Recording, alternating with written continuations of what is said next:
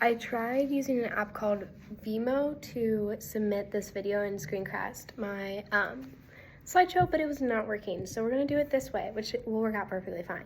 So this is my field trip to the School of Education Reflection. This was my second field experience.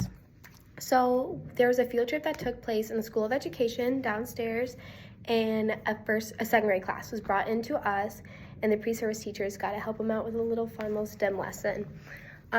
So I worked with the teachers of the W200 course, which was pretty cool because like I had my teacher there, which I loved, and I got to hang out with her. And then the grade I got to work with were second graders, which I said, and we did a STEM lesson that went along with a little storybook. And so the ages were from 7 to 8 because they were second graders. Their engagement level was very high because they were excited to be on a field trip into a college. A lot of kids haven't been to a college yet, so they were asking questions I felt like it was really fun to answer about when they gotta go and like what I do there. And so I was very excited. They were very excited about the lesson because they got to play with robots, and robots are really cool at the age of 7 and 8. I also absolutely loved at the School of Ed, it was Culture Week when I got to do this experience, and so there's a little performance going around, and all the kids loved to watch it. So this was during their little lunch break.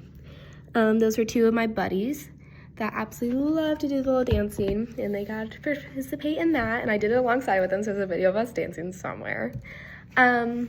So the lesson I got to teach was a lesson that took a background from a storybook called Joey and the Jet. It's basically where Joey throws a ball and Jet, the dog, has to go and fetch it. And it's about how he goes, where he goes, how he does it, and through and through. The lesson was more student-centered because it was hand-on, which made the engagement level a lot higher and enhanced the lesson because anytime something's hands-on, I feel like certain type of kids like consume it more, so it just makes it more versatile for different students. So this is overall what it looked like. So that was our story mat. We started here and then we went through the sequence order to get the ball, and then we brought it all the way back. There's the story, those were the pieces, and that was the robot we used to code.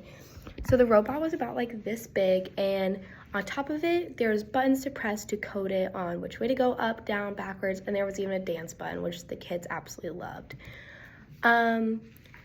I saw teachers allow the pre-service teachers to take main lead in this field work, which was a really cool experience for me to have one-on-one experience, which I've had before in my senior year of high school, but the fact I got to have it again was super cool. The students explored and loved to show their fellow students their work, which I thought was so fun. So they applied what they did, and then they made another lesson. Like they made their own lesson after we did like the lesson we were assigned to do, because we got it done early, and like they would make their own story or like do the story backwards. And then they wanted to show all their fellow classmates what they made because they were proud of it, which is really cool. And I feel like all students should be able to experience that. So more about the technology that we use. Here's a picture. Oh, I'll show you a picture of me working with the students on the little story, which is fun. But then this picture is what the Storybot actually looked like. Tailbot, sorry. And the technology was being used was the Tailbot, which we were able to code. It was productive because the kids like loved the little bot because they thought it was cute, which it is. And it made a really creative activity because they were able to pick it up, they were able to decide where it went, and the fact that they had a sequence to follow made it a lot more easier for them, and it was a perfect age for this lesson. I feel like second grades loved this lesson. And what did I learn? I learned a lot about the engagement level and about hands-on. They were a lot more excited the fact that they could pick up the device and press it instead of having to like direct it, and they found it a lot more interesting. I will take note of that, how different kids learn in different ways.